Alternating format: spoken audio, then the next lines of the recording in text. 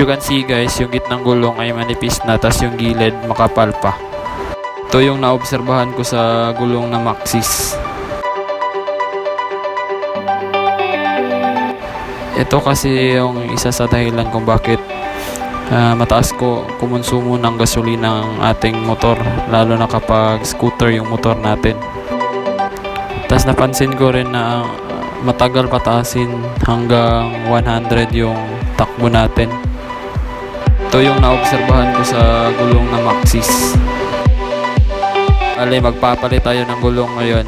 Yung gulong na gagamitin natin ay yung B-Star. So, isa sa main purpose na ginagawa ni Kuya kung bakit pinapahiran niya ng liquid na may sabon para madulas yung gulong doon sa mags.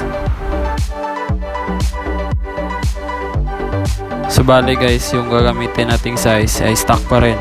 Sa likod ay 140 by 70 by 14, tsaka sa harap ay 110 by 80 by 14.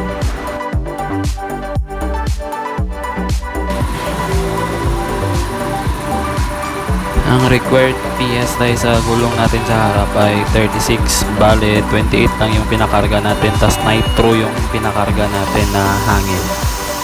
Isa sa dahilan kung bakit nitro yung hangin na pinakarga ko dahil malamig ito sa ating gulong.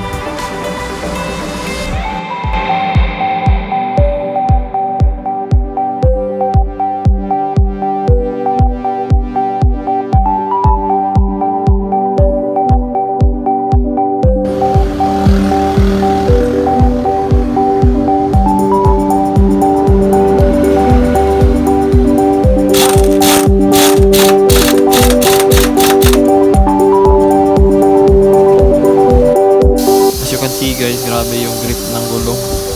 Tapos yung pormahan niya ay parang Pirelli Diablo Rosso 2.